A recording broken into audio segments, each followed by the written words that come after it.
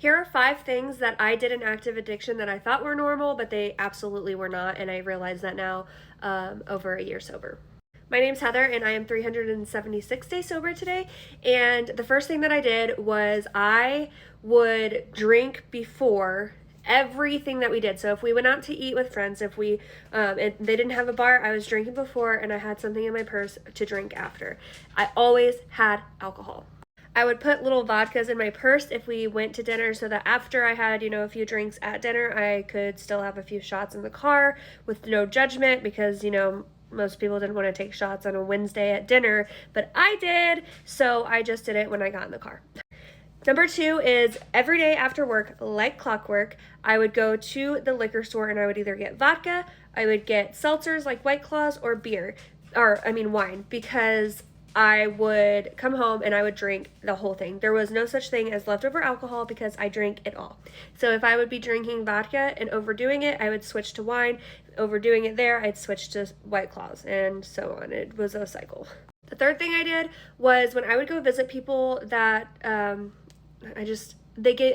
felt a lot of trauma in this area. I would get really, really stressed out visiting them. So when I would make it to Texas, I would pull over to a Walgreens that was like 2 minutes or 3 minutes down the street, or to a H-E-B or wherever I was, and I would get either shots or I would get wine or those little buzz balls, and I would drink 1 to 2 to 3 equivalent of 3 drinks, and then I would go hang out with them, do my thing, and then at night I would pull it back out and I would drink until I fell asleep. Totally not normal. I guess this kind of ties into the other one, is that there was never any alcohol left over in my house. So like if I got vodka, it was gone that night. If I got wine, it doesn't matter if it was a box of wine, it was gone that night. I could not have alcohol in my house. Except for Busch Light, I wouldn't really touch that unless I just absolutely had to, and I would dive into that. If I finished a bottle of vodka and I was still wanting to drink, I would dive into that. And lastly, this is when it started to click that, hey, you have a problem. This is not normal. It was a Christmas Eve church service I went to with my in-laws, and my husband was driving. And in Missouri, you can drink in the passenger seat. So on the way to church, I had a Busch Light, and I chugged it on the way there. Before we left the house, I had a Busch Light. That's all we had.